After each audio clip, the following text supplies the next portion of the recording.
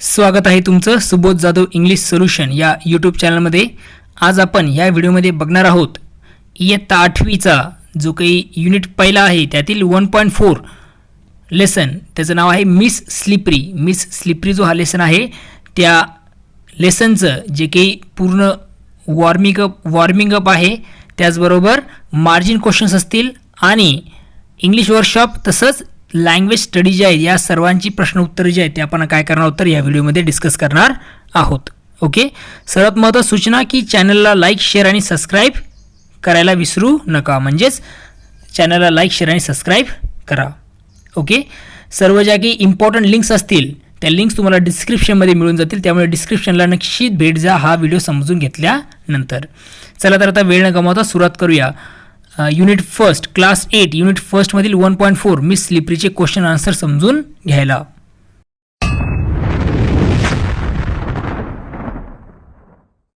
सुरुवात करतोय आपण वॉर्मिंग अप पासून. त्यातील चिटचॅट बघूया. बघा, पहिला प्रश्न आहे, do you argue with your friends and Y?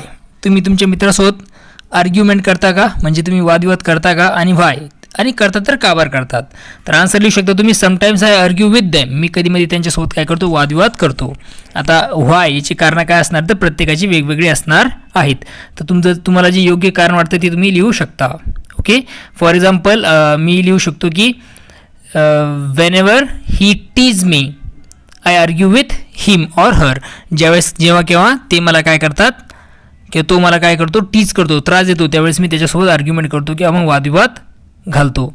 असा प्रश्नाचा आन्सर तुम्ही लिहू शकता. पुढचा प्रश्न आहे, do you stop your arguments after some time or continue it for a long time? काही काळ झाल्यानंतर तुमचं जे आर्ग्युमेंट आहे, वादविवाद जो आहे तो तुम्ही काय करता, थांबवता की त्याला कंटिन्यू करता फॉर अ लॉंग टाईम, खूप जास्त काळासाठी? Answer, yes I stop myself. होय, मी स्वतःला थांबवतो. I avoid to continue argument for a long time. मी काय करतो तर अवॉइड करतो, जे आर्ग्युमेंट आहे, वादविवाद आहे, तो लॉंग टाईम न चालावा यासाठी मी काय करतो तर त्यासाठी मी काय करतो, आर्ग्युमेंटला अवॉइड करतो किंवा त्याच्यापासून दूर जातो. Why do people quarrel fight? लोक काबर भांडतात किंवा काबर फायटिंग करतात? Answer, the reasons are given below. काही रिझन्स दिलेले आहेत लोकांचे भांडणाचे. त्यातलं पहिलं आहे, when they do not like each other's opinion and view. केव्हा त्यांना एकमेकांचे ओपिनियन्स किंवा मग व्ह्यू काय होत नाही, आवडत नाहीत, त्यामुळे ते भांडतात. Because of misunderstanding. बऱ्याचशा वेळेस काय होतं तर मिसअंडरस्टँडिंगमुळे सुद्धा काय होतात तर भांडणं होतात, म्हणजे क्वॅरल किंवा फायटिंग होते. पुढचा प्रश्न आहे, do we forgive to punish our dear ones after their mistakes? Okay, do we forgive or punish our dear ones after their mistake. आपण काय करतो, आपले जे काही जवळचे आहेत त्यांच्याकडून काही चुका झाल्या तर आपण त्यांना फॉरगिव्ह करतो का? ओके, तर किंवा पनिशमेंट करतो. तर आन्सरमध्ये निश्चितच आपण लिहिणार, आपण फॉरगिव्ह करतो. ओके, आपण पनिशमेंट करत नाही आपल्या नियर आणि डिअरवरना, करतो पण मग प्रसंग बघून. Answer, I forgive my dear one whenever they create mistakes. मी माझ्या जे काही डिअर वन आहेत, माझे जे जवळचे आहेत, त्यांना मी काय करतो तर माफ करतो, क्षमा करतो. Whenever they create mistakes, जेव्हा केव्हा ते चुका करतात. But I take promise from them not to do it again. परंतु मी त्यांच्याकडून वचन घेतो की ते याच्यानंतर अशी गोष्ट करणार नाहीत. Question number 5, what do you feel after a quarrel with dear ones? तुम्हाला कसं वाटतं जेव्हा तुमची काय होतात तर वादविवाद, भांडणं होतात तुमच्या जवळच्या व्यक्तीसोबत, एखाद्या जवळच्या व्यक्तीसोबत? आन्सरमध्ये लिहू शकतो आपण, I feel very sad after a quarrel with my dear one. जेव्हा केव्हा माझे काय होतात तर वादविवाद होतात किंवा भांडणं होतात माझ्या जवळच्या सोबत, त्यावेळेस मला कसं वाटतं, खूप वाईट वाटतं. हे आन्सर तुम्ही याचं लिहू शकता. ओके, आता हा चिटचॅटचा जो भाग आहे तो तुमची पर्सनल ओपिनियन्स असू शकतात. यामध्ये तुम्ही वेगळ्या प्रकारे आन्सर लिहू शकता, तुमचं ओन ओपिनियन सुद्धा तुम्ही त्यामध्ये टाकू शकता. हे मी तुम्हाला एक आयडियल आन्सर दिलं आहे की अशा प्रकारचा आन्सर लिहिलं तरी चालेल. ओके, चला वॉर्मिंग अपमधील पहिला प्रश्न तो आपण बघतो आहोत. चिटचॅटचे आन्सर तुम्हाला समजले आहेत. Think over the following and tick mark the proper option as per your choice. आता खालचे जे काही सिच्युएशन दिले आहेत त्याबद्दल तुम्हाला विचार करायचा आहे आणि तुम्हाला काय करायचं आहे, योग्य ठिकाणी काय करायचं आहे, टिक मार्क करायचं आहे. तर पहिली सिच्युएशन दिलेली बघा, काय दिलेली ती पहिली situation, do your classmates tease trouble and avoid you. तुमचे जे क्लासमेट आहेत ते तुम्हाला टीज करतात का, म्हणजे त्रास देतात का, ट्रबल म्हणजे अडचणीत आणतात का, किंवा मग अवॉइड करतात का, किंवा मग तुम्हाला ते अवॉइड करतात म्हणजे नाकारतात का. तर याचं आन्सर तुम्हाला जे योग्य वाटतं ते लिहू शकता. कोणाला सोबत अशी घटना घडत असेल शाळेमध्ये तो येसवर क्लिक करेल, कोणाला अशी घटना घडत नसेल तर तो नोवर, आणि समटाईम्स म्हणजे कधीमधी म्हणजे काही लोकांसोबत अशा गोष्टी कधी होतात तर ते समटाईम्सवर क्लिक करतील. तर आता मी याच्यावर काय करतो आहे, समटाईम्सवर क्लिक करतो आहे. प्रत्येकाचा आन्सर वेगळा असू शकतं. ओके, प्रश्न समजून घ्या फक्त. अंडरस्टँड. पुढचा प्रश्न आहे, do you with your friends also tease trouble or give names to any of your classmate. तुम्ही तुमच्या मित्रासोबत असतात का. Okay, also tease trouble or give names to any of your classmate. तुमच्या एखाद्या मित्राला त्रास देण्यासाठी किंवा ट्रबल अडचणीत आणण्यासाठी किंवा मग एखाद्याला नाव ठेवण्यासाठी तुम्ही तुमच्या मित्रासोबत असतात का. तर कधीमध्ये असतो किंवा मग नोवर मी क्लिक करणार आहे. मी नसतो, मला अशा गोष्टी आवडत नाही. तुम्हाला जर आवडत असेल तर तुम्ही येसवर क्लिक करणार, किंवा कधीमध्ये तुम्ही अशा मित्रासोबत असतात तर तुम्ही समटाईम्सवर क्लिक करणार. पुढचा प्रश्न आहे, how do you handle the teasing. तुम्हीला जर कोणी त्रास दिला, कोणी जर तुम्हाला परेशान केलं तर तुम्ही त्याला कशा प्रकारे हँडल करता.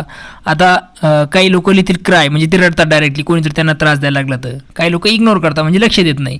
काही काय करतात, कंप्लेंट टू टीचर. सगळ्यात बेस्ट पर्याय तो म्हणजे कंप्लेंट टू टीचर, टीचरला सांगा. दुसरा पर्याय असेल इग्नोर म्हणजे लक्ष देऊ नका. तुम्हाला जे वाटेल ते तुम्ही करू शकता. ओके, तुमचं ओन ओपिनियन त्यात टाकायचं आहे. फक्त क्लिक करायचं विसरू नका. How do you handle the teasing हा प्रश्न झाला आहे. How do you handle your self Wien punished in class. How do you handle your self Wien punished in class. ज्यावेळेस तुम्हाला काय केलं जातं, कशा प्रकारे तुम्ही हँडल करता ज्यावेळेस तुम्हाला काय केलं जातं, क्लासमध्ये पनिश केलं जातं म्हणजे शिक्षकाकडून तुम्हाला मार मिळतो त्यावेळेस. तर क्राय रडता, गेट अँग्री रागवता, किंवा मग डिसाईड टू चेंज, किंवा मग तुम्ही काय करता, डिसाईड करता स्वतःला चेंज करायचं. तर निश्चितच मी क्लिक करणार डिसाईड टू चेंजवर. पुढचा प्रश्न आहे, what is the best way to react when others trouble insult you.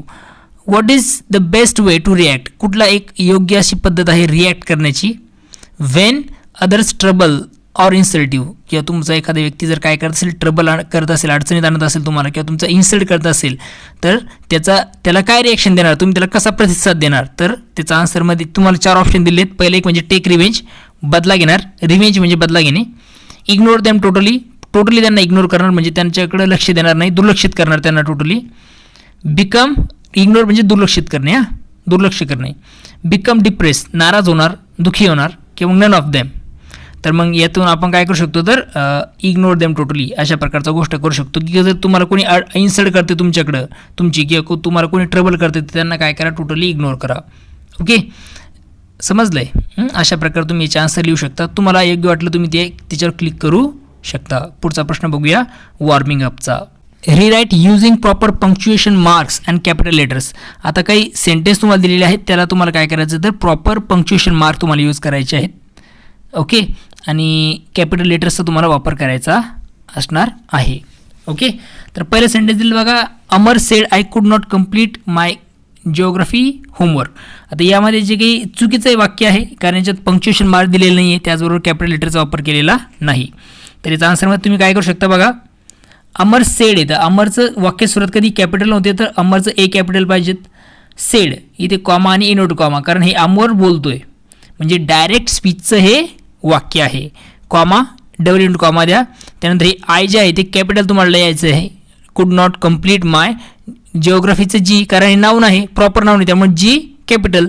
Homework शेवटी फुल स्टॉप आणि इनवर्टेड कॉमा आपण दिला होता तर इनवर्टेड कॉमा कम्प्लीटचं तुम्हाला काय करावं लागेल, चिन्ह द्यावं लागेल. ओके, अशा प्रकारे तुम्ही त्याचा आन्सर लिहू शकता. पुढचं एक्झाम्पल आहे, why did you go to Nagpur. यामध्ये आता डब्ल्यू जे आहे त्याचं वाक्य सुरुवात कॅपिटल होतं त्यामुळे आपण इथं कॅपिटलनं सुरुवात करणार आहोत. Did you go to Nagpur. आता हा जो आहे तो एक प्रश्न आहे त्यामुळे शेवटी आपल्याला काय करावं लागेल, प्रश्नार्थक चिन्ह द्यावं लागेल. नागपूरचं एन कॅपिटल पाहिजेत कारण ते प्रॉपर नाऊन आहे, तर नाऊन एन कॅपिटल लिहा आणि शेवटी क्वेश्चन मार्क द्यायला विसरू नका. ओके, प्रश्नार्थक चिन्ह दिल्यानंतरच ते वाक्य बरोबर होईल. ओके, पुढचं एक्झाम्पल बघूया. The president of India lives at राष्ट्रपती भवन इन न्यू दिल्ली. आता यामध्ये तुम्हाला सगळ्यांना माहीत आहे की वाक्य सुरुवात कॅपिटलने म्हणजे टीचं कॅपिटल तुम्हाला लिहावं लागेल, प्रेसिडेंटचं पी कॅपिटल आणि इंडियाचं आय कॅपिटल पाहिजेत. इंडिया ही प्रॉपर नाऊन आहे त्यामुळे. लाईव्स ॲट राष्ट्रपती, आर कॅपिटल, प्रॉपर नाऊन असल्यामुळे कॅपिटलने सुरुवात करणार, भवनचं बी कॅपिटल आणि न्यू दिल्लीचं एन कॅपिटल, त्याचबरोबर डीचं डी कॅपिटल. अशा प्रकारे बदल तुम्हाला करावे लागतील कारण ते प्रॉपर नाऊन आहेत. ओके, हे झालं आन्सर. त्यानंतर what a loud explosion that was. आता हे एक्सप्रेशन दाखवणार आहे, म्हणजे हे जे वाक्य आहे ते आहे एक्सक्लेमेटरी सेंटेन्स, उद्गारार्थी वाक्य आहे. तर लक्षात ठेवा की वाक्य सुरुवात आपण डब्ल्यूने करतोय, म्हणजे आपल्याला डब्ल्यूने करतोय म्हणजे काय, तर वाक्य सुरुवात कधी कॅपिटलने करावं लागते, म्हणून या डब्ल्यू आपल्याला कॅपिटल लिहावं लागेल. What a loud explosion that was. आता एक्सक्लेमेटरी सेंटेन्स आहे, तर एक्सक्लेमेटरी सेंटेन्सच्या शेवटी आपण काय देतो, तर एक्सक्लेमेटरी मार्क देतो, त्यामुळे ते एक्सक्लेमेटरी मार्क तुम्हाला द्यावा लागेल, त्यावेळेसच हे वाक्य बरोबर होईल. चला पुढचा एक्झाम्पल बघूया. Physics, chemistry, zoology and botany are branches of science. आता इथे लक्षात ठेवा की इथे तुम्हाला कॉमनचा वापर करायचा आहे आणि प्रत्येक जो शब्द आहे प्रॉपर नाऊन आहे, त्यामुळे प्रत्येक म्हणजे कुठला जे सब्जेक्ट दिलेले आहेत, फिजिक्स, केमिस्ट्री, झुलॉजी आणि बॉटनी, प्रत्येकाची सुरुवात तुम्हाला कॅपिटल लेटरने करायची आहे. मग फिजिक्स कॉमा केमिस्ट्री, झुलॉजी आणि बॉटनी प्रत्येकाची सुरुवात कॅपिटलने केली आहे. कॉमा तुम्हाला द्यायचा आहे कारण आपण कॉमाचा वापर करतो 2-3 गोष्टी जर आपल्याला एखाद्या वाक्यामध्ये सांगायच्या असतील तर. सारख्याच गोष्टीत बघा सगळे विषय आहेत, त्यामुळे आपण कॉमा वापरतो आहोत. Physics comma chemistry comma zoology and botany. झुलॉजीनंतर कॉमा द्यायची गरज नाही कारण तिथे अँड आलेलं आहे. And botany are branches of science, हे सुद्धा प्रॉपर नाऊन आहे, त्यामुळे त्याला सुद्धा तुम्ही कॅपिटल लेटरने सुरुवात करणार आहात, सायन्स, आणि शेवटी फुल स्टॉप द्यायला विसरायचं नाही. हे झालं तुमचं correct answer. Okay, I hope तुम्हाला हे समजलेलं आहे. अंडरस्टँड. पुढचा प्रश्न बघूया. Write in your own words what according to you is the best way to get rid of a negative qualities in your friend. तुमच्या शब्दात तुम्हाला लिहायचं आहे की what according to you, तुमच्या मतानुसार, is the best way to get rid of a negative qualities, ज्या काही निगेटिव्ह क्वालिटीज आहेत, बॅड क्वालिटीज आहेत तुमच्या मित्रातल्या, त्या दूर करण्यासाठी तुम्ही काय करणार, या संदर्भात तुम्हाला काय करायचं तर इथे माहिती लिहायची आहे तुमच्या ओन शब्दात. तर मी काय करेल बघा, I will help my friend by following ways. मी माझ्या मित्राला खालीलप्रमाणे मदत करेल. फर्स्ट थिंग मी काय करणार, I will tell him to be social, don't lie alone. मी त्याला सांगेल की तू सोशल राहा, सामाजिक राहा, एकटा राहू नको. एकटा राहिल्यानंतर निगेटिव्ह विचार्स येतात त्यामुळे. Second thing, I will tell him to change his thoughts. मी त्याला सांगेल की त्याने त्याचे विचार काय आहेत तर ते बदलायला पाहिजे. I will tell him the disadvantages of negative attitude. आता निगेटिव्ह ॲटिट्यूडचे डिसएडव्हान्टेज काय आहेत, त्याचे डिमेरिट्स काय आहेत, तर मी काय करेल त्याला समजून सांगेल. निगेटिव्ह ॲटिट्यूडचे किती गैरफायदे होतात हे त्याला मी समजून सांगेल. I will make him creative. मी त्याला क्रिएटिव्ह बनवेल. I will take him for sports on ground. मी त्याला ग्राउंडवर काय करेल तर खेळ खेळायला घेऊन जाईल, जेणेकरून तो निगेटिव्ह क्वालिटीज किंवा त्याच्या बॅड क्वालिटीज आहेत त्या कमी होऊन जातील. त्यानंतर आहे मार्जिन क्वेश्चन्स, जे की आपल्या मार्जिनमध्ये क्वेश्चन विचारलेले आहेत ते आपण बघत आहोत. त्यातला पहिला आहे, why could the notebook have fallen from Sayali's hand. Okay, जे की सायलीच्या हँडमध्ये नोटबुक होते ते कावर खाली पडल्या. When the teacher called Sayali she obeyed her teacher. जेव्हा सायलीला शिक्षकाने बोलवलं तेव्हा शी ओबेड हर टीचर, तिने तिच्या शिक्षिकेचं ऐकलं. But her teachers angry look made her legs tremble. परंतु तिच्या शिक्षिकेचं जे काही अँग्री लुक होतं, म्हणजे त्याच्याकडून जे शिक्षक रागेने तिच्याकडे बघत होते, रागाने, तर त्याच्यामुळे तिचे पाय जे आहे ते थरथर कापायला लागले. So the notebooks may have fallen. त्यामुळे काय झाले तर नोटबुक्स ह्या काय झाल्या खाली पडल्या. पुढचा प्रश्न आहे, what happen when it was Sayali's turn to answer. काय घडलं जेव्हा सायलीचा टर्न आला आन्सर देण्याचा. Sayali prepared well about the causes and effect of the battle of Panipat. Sayali पूर्णतः प्रिपेअर होती कॉजेस आणि इफेक्ट जे आहेत बॅटल ऑफ पानिपतचे सांगण्यासाठी. वेन द टीचर आस शी वेन टोटली ब्लँक. परंतु जेव्हा शिक्षकाने त्याला विचारलं तेव्हा ती टोटली ब्लँक झाली, म्हणजे तिला काही लक्षात नव्हतं. What did Sayali long for from her mother. Okay, what did Sayali long for from her mother, म्हणजे ती काय एक्सपेक्ट करत होती तिच्या आईकडून Sayali. She was long for a sympathetic pat from her mother. तिला अपेक्षा होती की तिच्या आईने काय करावं तर एक सिम्पॅथेटिक म्हणजे सहानुभूतीपूर्वक तिच्या काय करावं होतं, तिला थोपटावं. पॅट म्हणजे थोपडणे.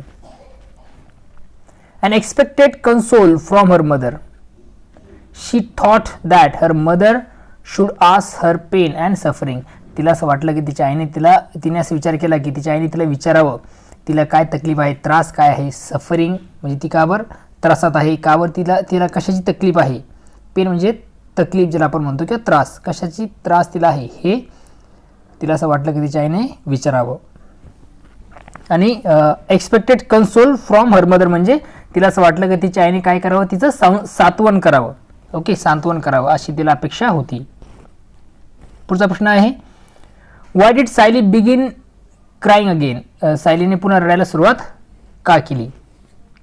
Wien her mother walked away to the kitchen and her brother came and sat beside her. जेव्हा तिची आई काय झाली तर किचनमध्ये गेली आणि तिचा भाऊ तिच्याजवळ येऊन बसला. तो आला आणि तिच्याजवळ बसला. ही placed his little hand on her arm and asked if she was in great pen lovingly. आणि त्यांनी प्रेमाने तिला विचारलं, तिच्या छोट्याशा हात तिच्या आर्म्सवर ठेवून त्याने काय केलं, तिला प्रेमाने विचारलं की तिला शी वॉज इन ग्रेट पेन, तिला काही त्रास आहे का. ओके, असा प्रश्न त्यांनी तिला विचारला. She was expecting this from her mother. परंतु हे प्रश्न विचारण्याचं तिला अपेक्षित होतं की तिच्या आईने असं तिला विचारावं. But she couldn't do it, so she hugged her brother and began crying again. त्यामुळे ती काय झालं तर असं ते घडलं नाही, त्यामुळे तिने काय केलं तर तिच्या भावालाच काय केलं तर घट्टमिठी मारली. आणि हग म्हणजे घट्टमिठी मारणे. ओके, भावाला घट्टमिठी मारली आणि तिने रडायला सुरुवात केली. पाचवा प्रश्न आहे बघा, मार्जिन क्वेश्चन्स आपण बघतो. By what name did the girls teach Sayali. कुठल्या नावाने मुली ज्या आहेत तिला टीच करायच्या म्हणजे त्रास द्यायच्या किंवा मग तिची थट्टा उडवायच्या, मस्करी करायच्या, कुठल्या नावाने. तर the girl teach Sayali as slippery. सर्व मुली तिला काय म्हणायच्या तर स्लिपरी म्हणून हाका मारायच्या. त्यातून तिला काय करायचं तर टीच करण्याचा, तिला त्रास देण्याचा प्रयत्न करत होत्या. स्लिपरी या नावाने म्हणजे सायलीला सर्व मुली काय म्हणायच्या, स्लिपरी असं म्हणायच्या. What was Sayali told to do by teachers. सायलीने काय केलं पाहिजे असं शिक्षकाने सायलीला सांगितलं. Answer, the teacher told Sayali to see her in a teachers room. म्हणजे शिक्षकाने सांगितलं सायलीला का तिने कुठे येऊन भेटायचं तर टीचर्स रूम आहे तिथे तिने येऊन भेटावं, सायलीने येऊन भेटावं असं शिक्षिकेने सांगितलं. What two relationships did the teacher offer Sayali. कुठले दोन रिलेशनशिप म्हणजे नाती जी आहेत ती, रिलेशनशिप म्हणजे नातं, नाती जे आहेत कुठले दोन असे नाती टीचरने काय केले सायलीला ऑफर केलेत. तर आन्सरमध्ये तुम्ही लिहू शकता, the teacher offer Sayali two relationship. दोन प्रकारचे नाती रिलेशनशिप टीचरने सायलीला ऑफर केले. ते म्हणजे कुठले, सिस्टर अँड फ्रेंड, बहीण आणि कशाचं तर मित्राचं नातं तिने सांगितलं. Y did Sayali feel like rejoicing a lot. कशामुळे सायलीला फील व्हायला लागलं, खूप आनंदी पुन्हा फील व्हायला लागलं. कशामुळे, कुठली गोष्ट झाली की तिला असं वाटायला लागलं की ती कशी आहे तर खूप आनंदी आहे. तिला असं का वाटायला लागलं. आन्सरमध्ये, no one had showered love on Sayali before her teacher. Teacher कोणीही प्रेमाचा वर्षाव केला नव्हता सायलीवर याच्या अगोदर. म्हणजे शिक्षिकेने, तिची शिक्षिका आहे तिने जो प्रेम तिला दाखवलं त्याच्या अगोदर कोणी तिला तशा प्रकारचं प्रेम दाखवलं नव्हतं. Her teacher accepted her as sister and a friend. तिच्या शिक्षिकेने तिला एक बहीण म्हणून, एक मित्र म्हणून, मैत्रीण म्हणून काय केलं होतं तर ॲक्सेप्ट केलं होतं. So she felt like rejoicing a lot. त्यामुळे तिला खूप आनंद झाला होता. How did Sayali react this time to the teasing. आता पुन्हा ज्यावेळेस मैत्रिणींनी तिला त्रास देण्याचा प्रयत्न केला किंवा टीज करण्याचा प्रयत्न केला त्यावेळेस सायलीने कशा प्रकारे रिॲक्ट केलं किंवा कशा प्रकारे तिने प्रतिसाद दिला त्यांना. आन्सर तुम्ही लिहू शकता, when her teacher gave her confidence. When her teacher gave her confidence. ज्यावेळेस तिच्या शिक्षिकेने तिला काय दिला, कॉन्फिडन्स दिला म्हणजे विश्वास दिला. She was very happy and behaving like a free bird. त्यानंतर ती कशी झाली तर खूप आनंदी झाली आणि एका फ्री बर्ड सारखी म्हणजेच मुक्त अशा पक्षासारखी ती वागू लागली. When her friends tried to tease her she turn her back and ignore them completely. ज्यावेळेस तिचे मैत्रिणी ज्या होत्या त्या तिला त्रास द्यायला लागल्या, टीज करायला लागल्या, त्यावेळेस तिने काय झालं तर ती turn her back and ignore them completely. ती काय करायला लागली तर त्यांना सर्वांना कम्प्लिटली इग्नोर करायला लागली होती किंवा तिने सर्वांना इग्नोर केलं होतं, पूर्णतः इग्नोर केलं होतं. कोणी, सायलीने तिच्या मैत्रिणींना. Question number 10. What responsibilities did the teacher give Sayali? कुठल्या प्रकारची रिस्पॉन्सिबिलिटीज शिक्षिकेने सायलीला दिल्या होत्या? काय रिस्पॉन्सिबिलिटीज दिलेल्या होत्या? ओके, तर कुठल्या रिस्पॉन्सिबिलिटीज ह्या सायलीला शिक्षिकेने दिल्या होत्या? त्यामध्ये रिस्पॉन्सिबिलिटीज म्हणजेच जबाबदारी. ओके, कुठल्या जबाबदाऱ्या दिल्या होत्या असा याचा अर्थ होतोय. आन्सरमध्ये तुम्ही लिहू शकता the teacher gave Sayali the responsibilities such as bringing register. आता शिक्षिकेने सायलीला काही जबाबदाऱ्या दिल्या होत्या, त्यामध्ये ब्रिंगिंग रजिस्टर आणणे, चॉक आणणे, डस्टर आणणे सकाळी every morning from teachers room. कुठून? तर टीचर्सची जी रूम आहे तिथून रजिस्टर असेल, त्यानंतर चॉक डस्टर असतील, हे सकाळी घेऊन यायची ही जबाबदारी दिली होती. And keep it in classroom, आणि त्या गोष्टी आणायच्या आणि क्लासरूममध्ये ठेवायच्या, ही जबाबदारी सायलीला दिली होती त्या शिक्षिकेने, तिच्या शिक्षिकेने. She also told her to keep notebooks in her locker, आणि तिने सांगितलं होतं की तू काय करायच्या तर नोटबुकसुद्धा कुठं ठेवायच्या? तिच्या लॉकरमध्ये ठेवायच्या, ही सुद्धा जबाबदारी दिली होती. 11 question number. What great change had come over in Sayali's heart? तर सायलीमध्ये कुठल्या प्रकारचे चेंज घडून आलेत याबद्दल प्रश्न आहे.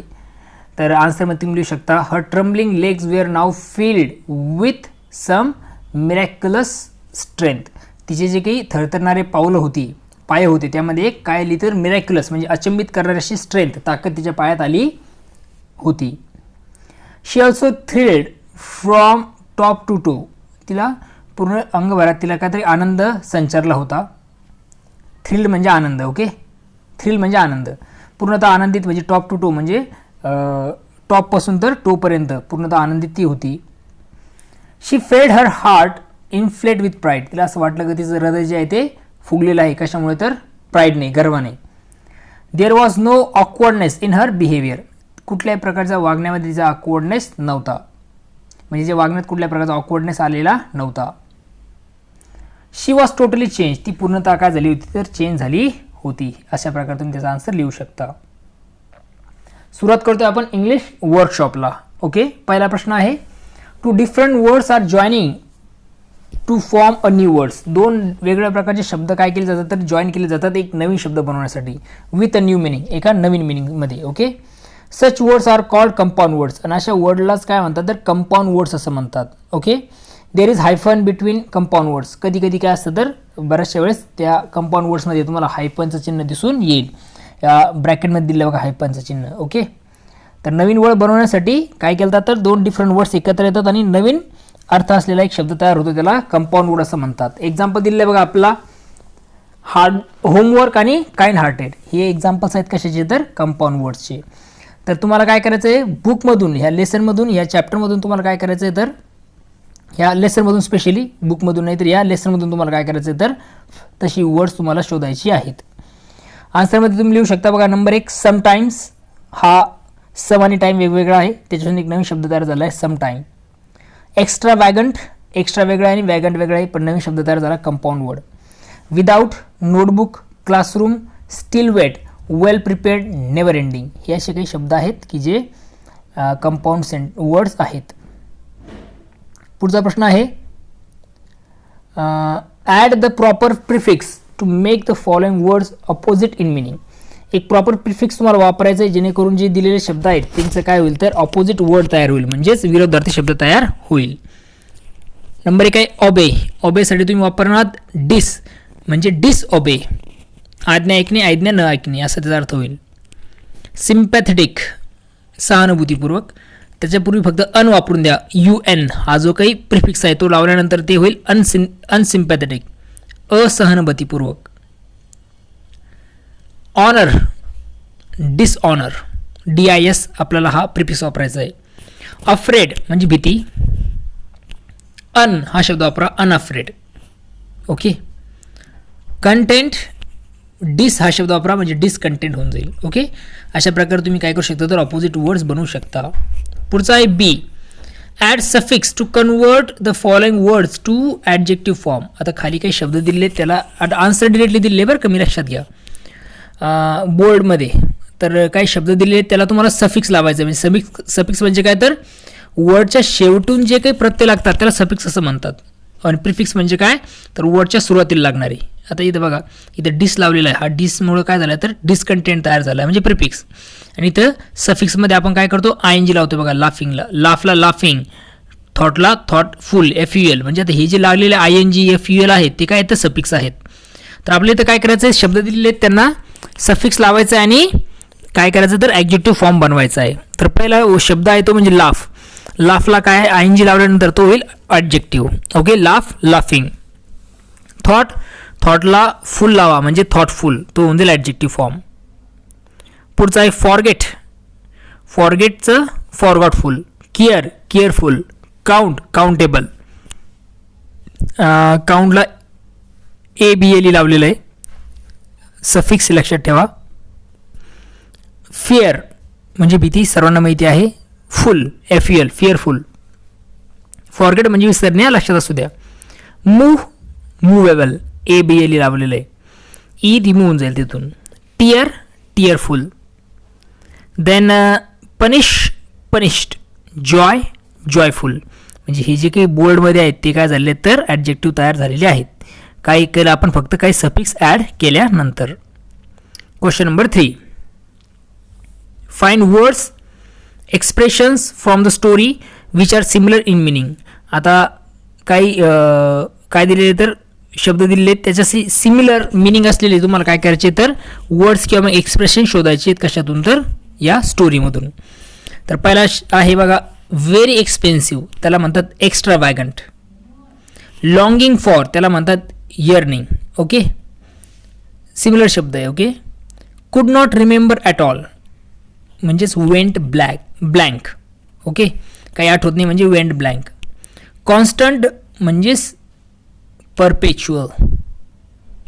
गॅदर ऑल वन्स करेज म्हणजे muster courage. Feed and increased in size म्हणजेच इन्फ्लेट म्हणजे सुजणे किंवा फुगणे. पेनिंग बॅडली, ब्रशिंग त्याला आपण असं म्हणतोय. ब्रुझिंग्स, हा त्याचा आन्सर असेल. Answer in short in your on words. काही शब्द दिलेले आहे, काही प्रश्न विचारले, त्याचं तुम्हाला काय करायचं तर शॉर्टमध्ये आन्सर द्यायचं आहे. पहिला प्रश्न आहे, the history teacher had asked them to memorise it. काय काय मेमराईज करायला सांगितलं होतं हिस्ट्री टीचरने सर्व विद्यार्थ्यांना. तर बघा काय दिलेलं आन्सर तुम्ही लिहू शकता की the causes and effect of the battle of Panipat. Panipat जे युद्ध झालं त्याचं कॉजेस आणि इफेक्ट काय आहेत हे काय मेमराईज करायचं सांगितलं होतं शिक्षिकेने, इतिहासाच्या शिक्षिकेने. Second question, Sayali's new frock tore how. सायलीचा नवीन फ्रॉक फाटला. हाऊ म्हणजे कसा. आन्सरमध्ये तुम्ही लिहू शकता, when she fell down about 7 steps from the school stair. ज्यावेळेस ती काय होती तर 7 स्टेपहून काय पडते, शाळेच्या स्टेप्सून जे स्टेअर केस आहे, पायऱ्या आहे, त्या 7 स्टेपहून ती खाली पडते, त्यामुळे तिचा फ्रॉक जो आहे तो फाटतो. सायली हग्ड हिम टाईट. सायलीने म्हणजे सायलीने कोणाला काय केलं तर हग केलं म्हणजे कोणाला मिठी मारली टाईटली. आन्सरमध्ये लिहू शकता, Sayali hug tightly to her younger brother. तिने काय केली, तिच्या लहान भावाला काय केले तर मिठी मारली. यंगर म्हणजे काय तर लहान. Sayali was called slippery. Why.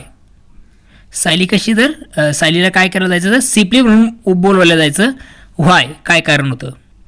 Because other sleep on wet ground but she sleep every dry land. कारण काय होतं तर बाकीचे तरी ग्राउंड म्हणजे ओलं ग्राउंड असेल तर पडतात, परंतु ती काय होती तर ड्राय लँडवर सुद्धा काय व्हायची तर खाली पडायची, कारण तिच्याकडे कॉन्फिडन्सच नव्हता. त्यामुळे सर्व तिला काय करायचे तर स्लिपरी म्हणून चिडवायचे. Teacher told Sayali to meet her in the teachers room when. आता कधी शिक्षिकेने सायलीला भेटायला सांगितलं, कुठं तर टीचर्स रूममध्ये. आन्सरमध्ये तुम्ही लिहू शकता, वेन सायली केम लेट. ज्यावेळेस सायली उशिरा आली and the teacher was in classroom. आणि जेव्हा शिक्षिका काय होता तर क्लासरूममध्ये होत्या, त्यावेळेस शिक्षिकेने सायलीला काय सांगितलं तर भेटायचं सांगितलं. कुठं टीचर्स रूममध्ये, शिक्षकांच्या रूममध्ये. टीचर आज Sayali to carry the notebooks where. आता शिक्षिकेने सांगितलं सायलीला की नोटबुक कॅरी करायच्या सोबत घ्यायच्या आहेत, पण कुठे. वेअर. वेअर म्हणजे कुठे. Answer, the teacher told Sayali to bring notebooks to the teachers room. शिक्षिकेने सांगितलं कोणाला, सायलीला, की नोटबुक्स घ्यायच्या आहे कुठे तर टीचर्स रूममध्ये. म्हणजे टीचरची रूम आहे तिथे नोटबुक न्यायच्या सांगितल्या किंवा आणायच्या सांगितल्या कोणी, शिक्षिकेने सायलीला. आता हा जो प्रश्न असेल पुढचा 5वा तो स्टुडंट ॲक्टिव्हिटी आहे, शिक्षकाच्या मदतीने तुम्हाला करायचं आहे. ओके, काय सांगितलेलं आहे त्यांनी, तर divide the class in 2 groups, 2 ग्रुपमध्ये क्लास डिवाइड करायचा आहे. आणि with the help of teacher, इथं सुरुवातीला सांगितलं की शिक्षकाच्या मदतीने convert the story into skit, आणि जी स्टोरी आहे तिला काय करायचं आहे, एका स्किटमध्ये म्हणजे एका प्लेमध्ये तुम्हाला कन्वर्ट करायचं आहे. Each group can take up one part of the story. Each group can take up, प्रत्येक ग्रुप काय करेल तर पार्ट घेईल त्या स्टोरीमध्ये. And later combine both parts, आणि त्यानंतर दोन्ही पार्ट काय केले जातील तर कंबाईन केले जातील. Mention the following in your completion, present the skit in your class. आणि ती जी काही स्किट तुम्ही बनवणार तुम्हाला ती काय करायची तर क्लाससमोर प्रेझेंट करायची आहे. Number 1, a new title, title नवीन द्या. सीन्स बनवा, कॅरेक्टर्स ठरवा, डायलॉग्स बनवा, एंट्री आणि एक्झिट या सगळ्या गोष्टी तुम्हाला करायच्या त्या स्किटमध्ये. ओके, शिक्षकाच्या मदतीने तुम्हाला करायचं आहे. त्यानंतर आहे question number 6, write what expressions does a person use in the following situation. आता काय एक्सप्रेशन्स तुम्हाला सांगायचे आहेत की एखादी सिच्युएशन असेल तर त्यावेळेस तुमचं एक्सप्रेशन कसं असेल. ओके, तर पहिला आहे when a person gets sudden fright, एखादा व्यक्ती सडनली घाबरतो तर एक्सप्रेशन असेल makes his blood run cold, हे एक्सप्रेशन असेल किंवा एक्सप्रेशनचा तुम्ही वापर करू शकता. When a person is very nervous, जेव्हा एखादा व्यक्ती खूप नर्वस असेल, नाराज असेल तर आपण त्याला म्हणतोय बंडल ऑफ नर्व्स, खूप नाराज आहे. When a person is tense, जेव्हा एखादा व्यक्ती टेन्शनमध्ये असेल म्हणजेच विचारत असेल खूप. Okay, under a lot of pressure, म्हणजेच त्याला आपण म्हणू शकतो खूप प्रेशरमध्ये तो आहे. When a person is very happy, एखादा व्यक्ती खूप आनंदी असेल तर आपण त्याला म्हणू awesome. When a person is very confident, एखादा व्यक्ती जर कसा असेल खूप कॉन्फिडंट असेल, खूप विश्वास असेल त्याला स्वतःवर तर आय एम डॅम शुअर, आपण म्हणतो की आय एम डॅम शुअर, मला पूर्ण खात्री आहे. When a person is very angry, एखादा व्यक्ती जर कसा असेल खूप अँग्री असेल तर पीस्ड ऑफ, म्हणजे खूप रागात आहे तो. त्यानंतर when a person is very sad, एखादा व्यक्ती जर कसा असेल खूप सॅड असेल, दुःखी असेल तर आपण म्हणतो ऑन पिन्स अँड निडल, त्याला म्हणतात ऑन पिन्स अँड निडल. हे तुम्ही आन्सर लिहू शकता. आता आहे पुढे लँग्वेज स्टडी. लँग्वेज स्टडी पहिला प्रश्न आहे बघा, some verbs in English do not change in regular pattern when their tense changes. काही वर्ब जे असतात की जे काय होतं त्यांचा रेग्युलर पॅटर्नमध्ये चेंज होत नाही, ज्यावेळेस काय होतं त्यांचा टेन्स चेंज होतो. एखाद्या समजा काही वर्ब्स आहेत असे की ज्यांचा टेन्स चेंज झाल्यानंतर त्यांचा पॅटर्न चेंज होतो, परंतु काही जे आहेत त्यांचा रेग्युलर पॅटर्न चेंज होत नाही, तर त्यांनाच काय म्हणतात, these are called irregular verbs, त्यालाच इरेग्युलर वर्ब्स असं म्हणतात. Fill the forms of verbs in the following table, त्यामुळे काही वर्ब्स दिलेले आहेत त्यांचे फॉर्म्स तुम्हाला फिल करायचे आहेत. 2 आर डन फॉर यू, 2 तुमच्यासोबत तुमच्यासाठी बनवून दाखवले आहेत बघा. पहिला आहे प्रेझेंट टेन्स, 3 कॉलम आहेत, प्रेझेंट, पास्ट आणि पास्ट पार्टिसिपल. त्यातला पहिला दिलेला बघा ब्रेक, ब्रेकचं काय होतं पास्ट ब्रोक, आणि पास्ट पार्टिसिपल होतो ब्रोकन. डू, डीड, डन, म्हणजे यालाच काय म्हणतात इरेग्युलर वर्ब म्हणतात. म्हणजे रेग्युलर पॅटर्नला त्यांचा बदल होत नाही त्यामुळे त्यांना इरेग्युलर वर्ब म्हणतात. Do, did, done. आता गोचं बघा काय दिलेलं आहे, वेंट, आणि पुढचं आहे गॉन. कम, कमचा काय बदल होईल केम, आणि पास्ट पार्टिसिपल होईल कम. सिंग, सिंगचं पास्ट टेन्स होईल सॅंग, आणि पास्ट पार्टिसिपल होईल संग. त्यानंतर पास्ट टेन्स दिलेला आहे बॉटचा. ओके, बॉटचा प्रेझेंट फॉर्म असेल बाय, BUY, आणि पास्ट पार्टिसिपलसुद्धा असेल बॉट, BOUGST, तोच असेल. नंबर 7चं एक्झाम्पल दिलेलं आहे ड्रो. ड्रोसाठी आपण काय करणार तर त्याचा प्रेझेंट टेन्सचा फॉर्म असेल ड्राईव्ह, आणि पास्ट पार्टिसिपल होईल ड्रायव्हन. ओके, 8 नंबरचं बघा काय दिलं आहे फेल.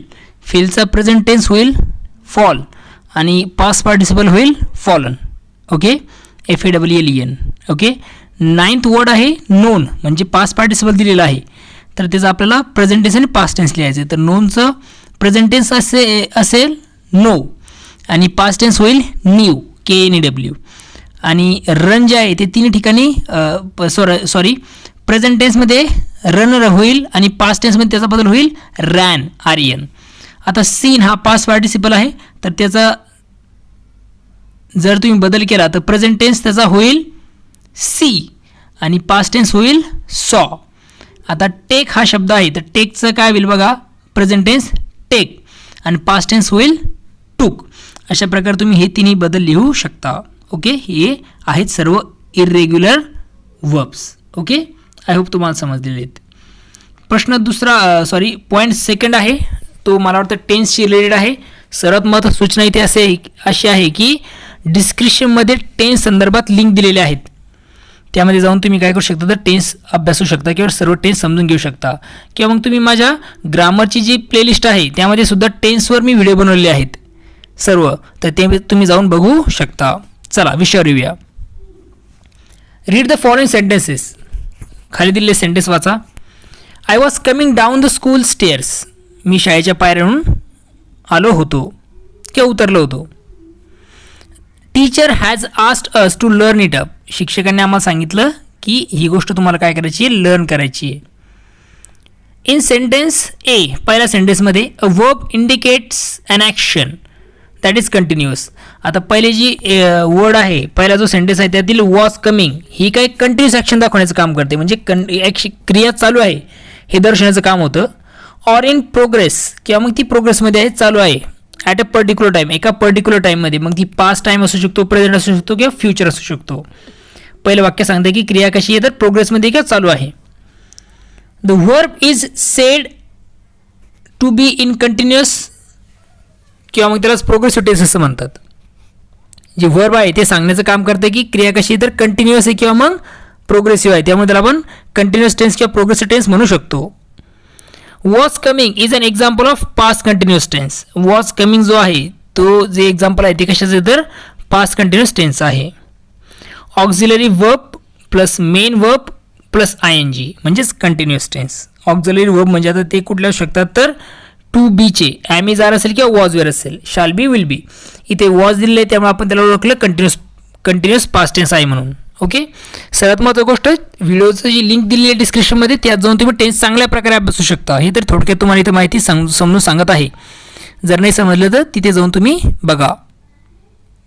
इन सेंटेन्स 2, आता दुसरा सेंटेन्स आहे teacher has asked us to learn it up.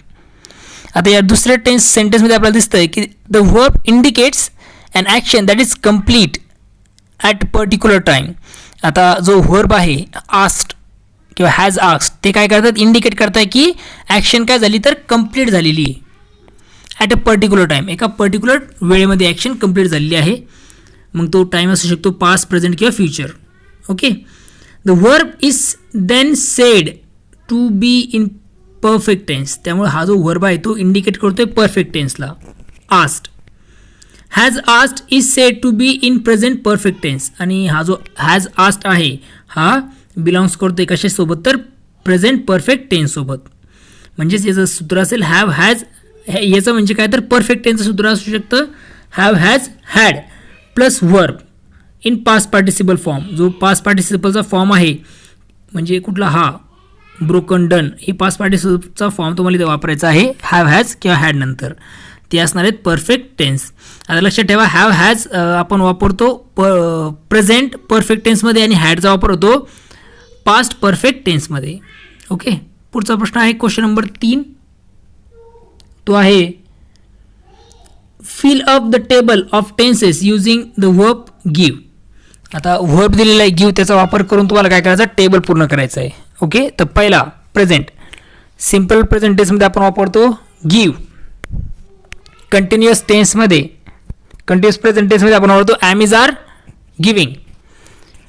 Present perfect मध्ये आपण वापरणार आहोत have has given, have has given. Okay, त्यानंतर पास्ट, सिम्पल पास्ट टेन्समध्ये आपण म्हणणार आहोत गेव. कंटिन्युअस पास्ट टेन्समध्ये आपण म्हणणार आहोत, कंटिन्युअसच प्रोग्रेसिव्ह म्हणतात, त्यामध्ये आपण म्हणणार आहोत वॉज वेअर गिविंग. आणि परफेक्टमध्ये आपण म्हणणार आहोत हॅड गिवन. फ्युचरमध्ये आपण म्हणणार आहोत शाल विल गिव्ह.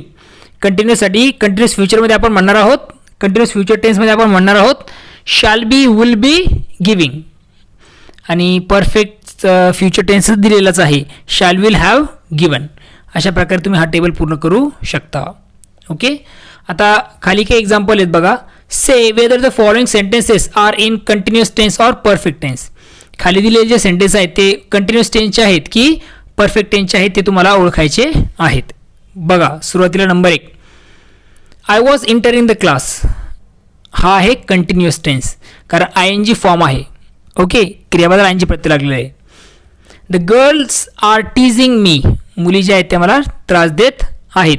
हे सुद्धा कंटिन्युअस टेन्सचं उदाहरण आहे, कंटिन्युअस प्रेझेंट टेन्स. आणि वरचा जो होता कंटिन्युअस पास्ट टेन्स होता. ओके, पुढचा आहे I haven't said a word to you. हा आहे परफेक्ट टेन्स. पण परफेक्ट टेन्स कुठला? Perfect present tense. नंबर 2 किंवा number next, never before had anyone lavished love on me. आता हा आहे परफेक्ट टेन्स पण कुठला? तर past perfect tense. Number 5, you are going to be responsible for it. हे आहे कंटिन्युअस टेन्स पण कुठला कंटिन्युअस टेन्स? तर कंटिन्युअस प्रेझेंट टेन्स किंवा प्रेझेंट कंटिन्युअस टेन्स आपण त्याला असं म्हणतो. Number 6, according to the teacher I had dropped the notebook on purpose. आता यामध्ये असं दिसेल आपला की हा आहे परफेक्ट टेन्स पण कुठला टेन्स? तर पास्ट परफेक्ट टेन्स. ओके, अशा प्रकारे तुम्ही त्याचे आन्सर्स लिहू शकता. सर्वात महत्त्वाची गोष्ट, टेन्सेसवर मी स्पेशली व्हिडिओ बनवले आहेत, ते जाऊन तुम्ही बघा म्हणजे टेन्सचा तुमचा प्रॉब्लेम जो आहे तो कायमस्वरूपी काय होऊन जाईल तर निघून जाईल. आता आपण बघतो आहोत question number 4. Turn the following sentences into polite request. खाली काही सेंटेन्सेस दिले त्याला तुम्हाला काय करायचं आहे तर एक पोलाइट रिक्वेस्टमध्ये म्हणजे विनंतीमध्ये तुम्हाला कन्वर्ट करायचं आहे. ओके, एक्झाम्पल दिलेले आहे ऑलरेडी आपल्यासमोर. ते म्हणजे show me the way to the post office. Show me the way to post office. मला काय करा तर पोस्ट ऑफिसकडे जाणारा मार्ग सांगा. तर याचं तुम्ही पोलाइट रिक्वेस्ट कशी करू शकता? Would you please show me the way to post office. तुम्ही मला पोस्ट ऑफिसकडे जाणारा जो रस्ता आहे तो सांगू शकता का? शकाल का? Take me to your teacher. मला तुझ्या टीचरकडे घेऊन चाल. आन्सरमध्ये तुम्ही लिहू शकता would you please take me to your teacher. तुम्ही मला तुमच्या टीचरकडे घेऊन जाल का? पुढचं आहे tell me something about your school. मला तुझ्या शाळेबद्दल थोडं सांग. तर आन्सरमध्ये तुम्ही लिहू शकता would you please tell me something about your school. फक्त वुड यू प्लीजने तुम्हाला सुरुवात करायची, बाकी वाक्य असेल तसं ठेवायचं आणि शेवटी क्वेश्चन मार्क द्यायला विसरायचं नाही. हे लक्षात ठेवा. Would you please tell me something about your school. तू मला तुझ्या शाळेबद्दल काही सांगू शकशील का? पुढचा आहे give me the details about your extra curricular activities. मला तुझ्या एक्स्ट्रा करिक्युलर ॲक्टिव्हिटीजबद्दल माहिती सांग किंवा डिटेल्स सांग. Answer could you please give me the details about your extra curricular activity. तू मला तुझ्या एक्स्ट्रा ज्या करिक्युलर ॲक्टिव्हिटी आहे त्याबद्दल माहिती सांगू शकशील का? Provide me the information about books in your school library. मला काय कर तर माहिती सांग कशाबद्दल? तर स्कूलची जी काही लायब्ररी आहे त्याबद्दल, स्कूलमध्ये असलेल्या बुक्सबद्दल. अंडरस्टँड? तर आन्सरमध्ये तुम्ही लिहू शकता कुड you please provide me the information about books in your school. अशा प्रकारे तुम्ही काय करू शकता तर एक पोलाइट रिक्वेस्ट इथे करू शकता. इथे जो आपला पार्ट आहे मिस स्लिपरी 1.4 हा लेसन, त्याची जी काही वॉर्मिंग अप असेल, त्याच्यानंतर मार्जिन क्वेश्चन असतील, त्याचबरोबर इंग्लिश वर्कशॉप आहे आणि शेवटी म्हणजे लँग्वेज स्टडी जे आहे याचे सगळे प्रश्न आपण काय केले तर डिस्कस केलेले आहेत. आणि आय होप तुम्हाला सर्व प्रश्नांचे आन्सर समजलेली आहेत. काही प्रश्न असतील, काही शंका असतील तर मला कमेंट सेक्शनमध्ये कळवायला विसरू नका. आणि चॅनलला सर्वात महत्त्वाची गोष्ट लाईक, शेअर आणि सबस्क्राईब करायला विसरायचं नाही. चॅनलला लाईक, शेअर आणि सबस्क्राईब निश्चित करा. ओके, तुमच्या मित्रांसोबत सुद्धा ही गोष्ट शेअर करा जेणेकरून त्यांनासुद्धा या चॅप्टरबद्दल माहिती मिळेल. ओके, चला तर भेटूया पुन्हा नवीन व्हिडिओमध्ये. बघत राहा आपलं channel Subodh Jadhav English solution. Okay, तोपर्यंत थँक्यू अँड टेक केअर.